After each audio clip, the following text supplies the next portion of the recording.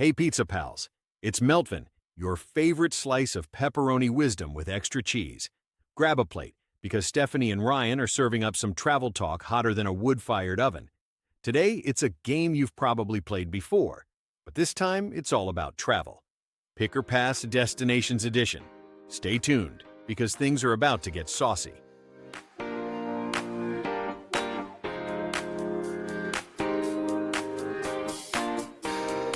Thanks, Meltvin. Welcome back to One Slice at a Time, the podcast where pizza is life and travel, well, that's everything else. I'm Stephanie, travel advisor and expert in making family trips a whole lot less stressful. I'm Ryan, a pizza-obsessed travel advisor who's logged more miles than a delivery driver on Friday night. If you're new here, we're your favorite travel agents with a sprinkle of mozzarella on top. Last week, we talked about weekend travel destinations, where to go when you've only got a couple of days, but you want to still feel like you had a trip that was worth the whole pie. If you missed it, go back and give it a listen. There's a lot of slices of wisdom in there. By the way, if you did miss last week's episode and never wanted that to happen again, then you should subscribe to our very important Pizza Pal list, which you can do at extracheese.fun. This week, Stephanie and I are going to share our opinions on 3 different types of trips. One and done destinations, the ones we cannot live without, and the ones we will never do again. Ryan, I don't think anybody's going to be surprised about the destination that I cannot live without. But let's get started. All right. I think for the first, my one and done destination, and I actually haven't been there yet. I'm going in April, but I don't foresee me going back to it. When we say one and done destination, we're not talking about because it's a bad experience. We're talking about because it's hard to get to, or so there's a time component, or there's a budget component, or something like that. That it's only going to be really probably a once in a lifetime type of trip. For me, I went with Tahiti. I'm going in April. It's a long, long trip to get there. There's lots of islands to see in the world, but Tahiti is one of those places that I've always wanted to go. It's the home and birthplace of the overwater bungalow. I'm doing an amazing cruise, touching on 5 different islands. It's going to be super spectacular, super magical, amazing beach vacation. But I really don't see myself getting back there. Right.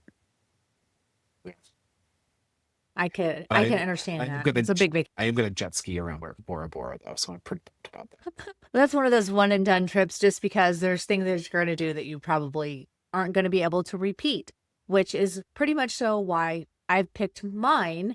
For our family moon, after Kyle and I got married almost 10 years ago, we did a beach cabana in Belize in Hopkins Village. And really, this was an amazing vacation, and I would definitely go back to Belize in the future. But this trip is one of those one and dones because you just would not be able to replicate this type of trip again. It was super adventurous. We had the best time. We spent one day, the whole day from morning to night out snorkeling. We had a lunch made for us on this private, they called it Bread and Butter Key. They brought us out there and made us lunch, and then we went right back out snorkeling. It was just like this amazing experience. That day we had our private cabana, hammocks on the porch, our own private beach. This wonderful little Hopkins Village is this amazing little town with very friendly people that were welcoming to us. And then one day we went cave tubing, we went zip lining, and it was just the perfect family vacation to celebrate Kyle and I getting married. And that was just a one and done for me because I don't think that I could ever replicate that trip again and it be as incredible as it was the first time.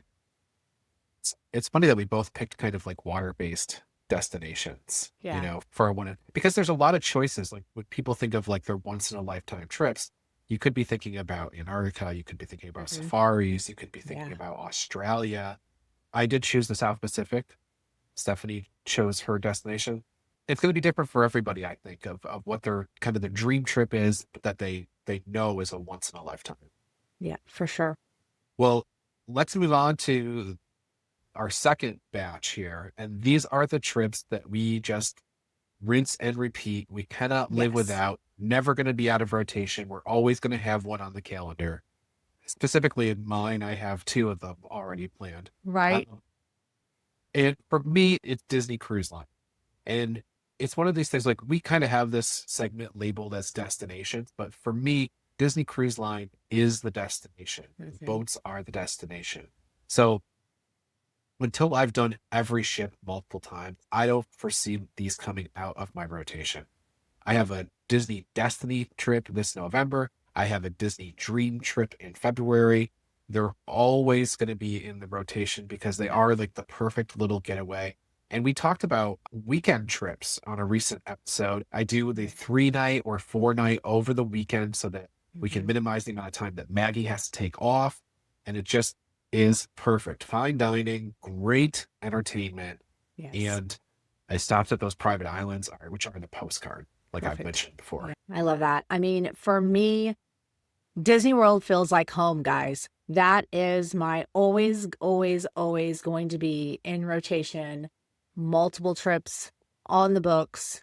And that's, like, for us, we love riding the rides. We love all of the experiences that are at Disney World. I love Disneyland too. Like, either one of those, like, just mix and match, really. If you ask me, I have one of those trips ready to go at all times.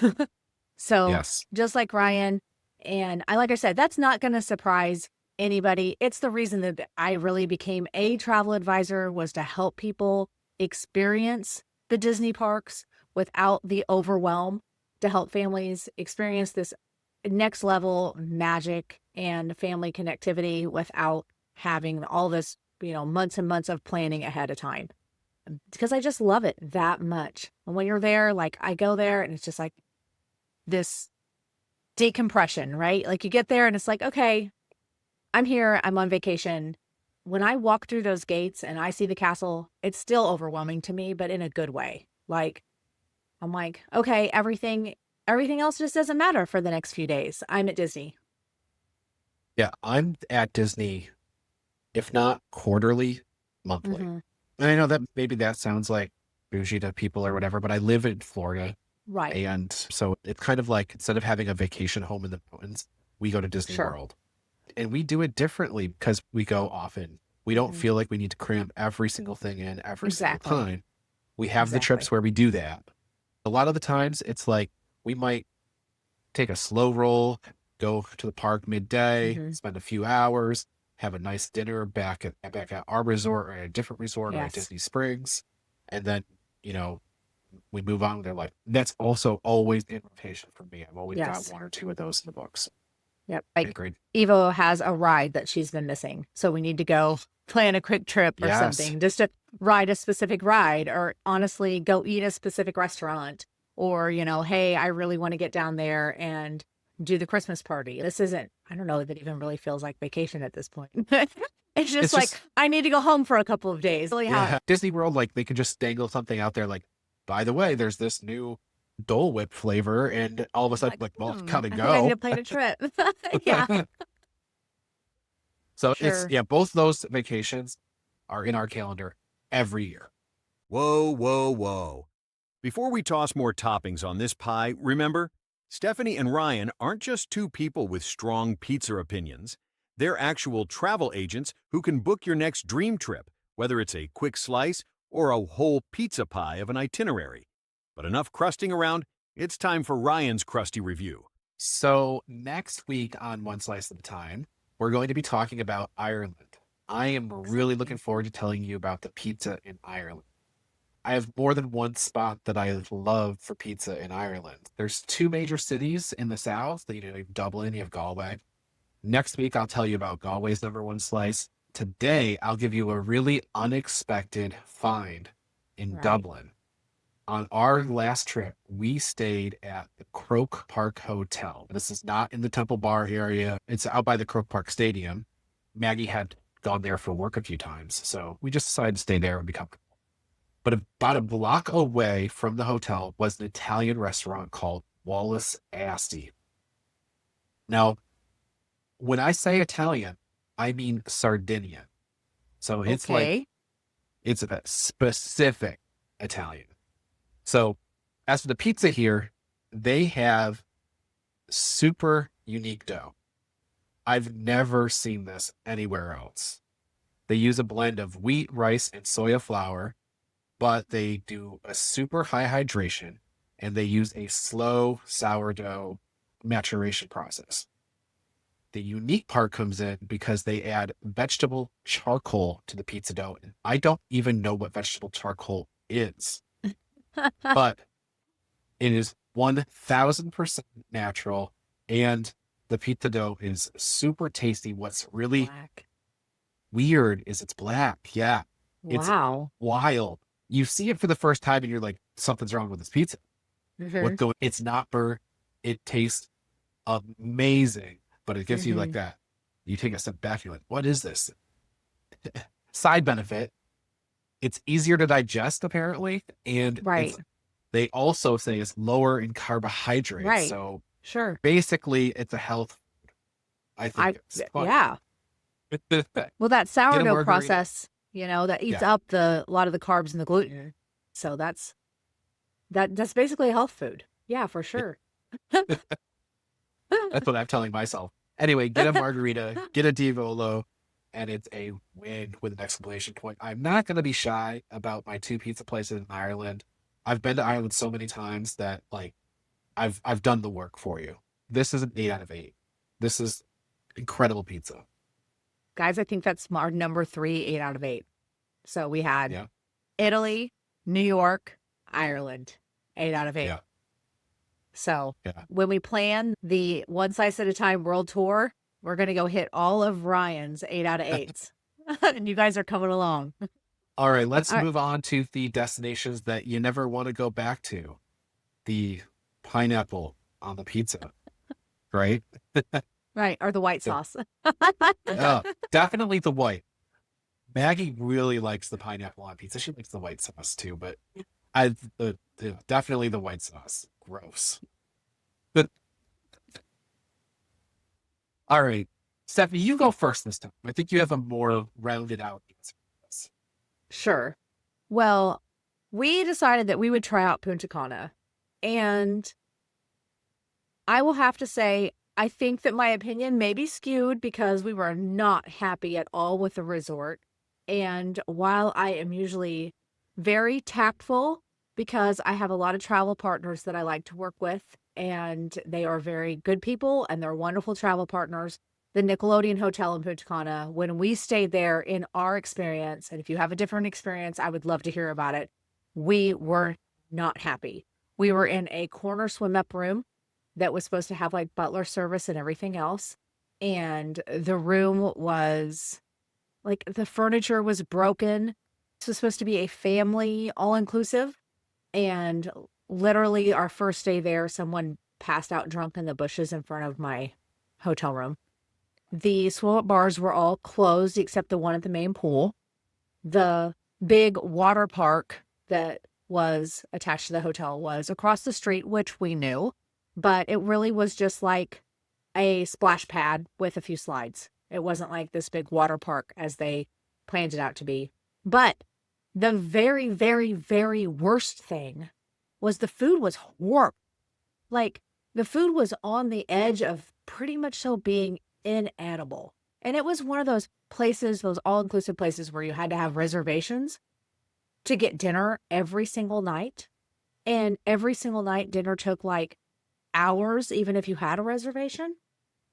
And I don't Those are things mind are dinner being a just little bit messy. slower when you're on vacation, but when you have a family place with children, that is a different game than when you have an Yeah. adults only place. Adults only if dinner takes a few hours, but if you have kids and there's nothing going on and dinner takes 2 hours, 3 hours, that's a no-go, guys. You have to fix that. Even the food on the buffet was not great at all.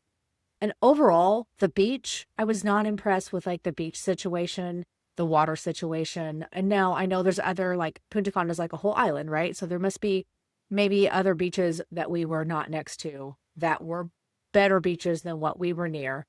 We did go snorkeling one day and that was okay. It wasn't like my best snorkeling experience ever, but I don't know. Overall, I feel like there are easier places to get to, cheaper places I could have went, and I could have gotten a much better experience.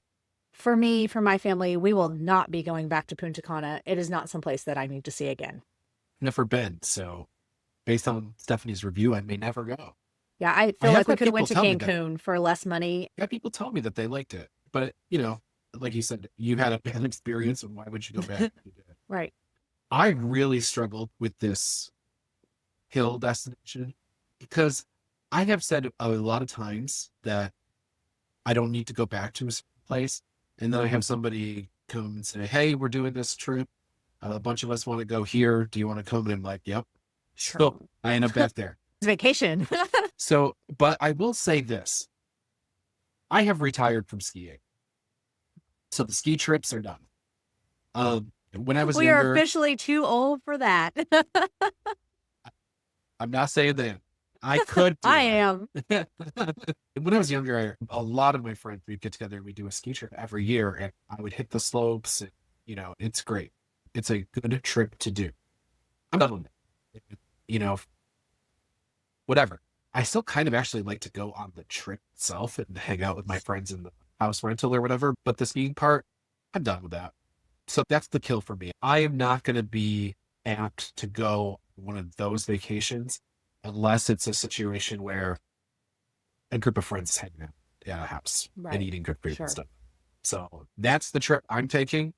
If you put the word ski on it, it's not for me. Right. If it's pizza delivery, fireplace, snow outside, Oh, we're yeah. there for it. I'll watch the snowfall. Board great. games. If you That's say the part we're I going to like. go skiing, you're like, no. They can go. They can Right. go.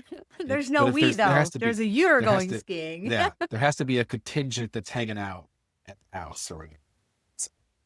Uh, I That's don't what even you think my just book friends a would be spa upset day. about that. Yeah, right. yeah, there you go. I've been to Salt Lake City for skiing. I've been to the Rocky Mountains outside of Sure. Denver. I've been to Vancouver, Whistler. I've been everywhere. I've been everywhere, but I'm done. So, guys, we would love to hear your takes on those destinations that you've been to, and they were like those once in a lifetime destinations. And then the ones that you go to, you keep going back, you can't get enough of them. And then what was those travel pics that you're like, okay, I've seen it. I don't need to ever do this again. That's going to be it for today's episode of One Slice at a Time, though. Hopefully, we didn't burn your crust with our takes. Right. And remember, guys, if you don't agree with our opinions, we want to hear yours. The links are in the show notes. No matter where you're headed, remember, travel's like pizza. Everyone's got a favorite style, but it all comes down to sharing a good slice with the people that you love. If you want even more cheesy goodness in your inbox, go sign up for our newsletter at extracheese.fun.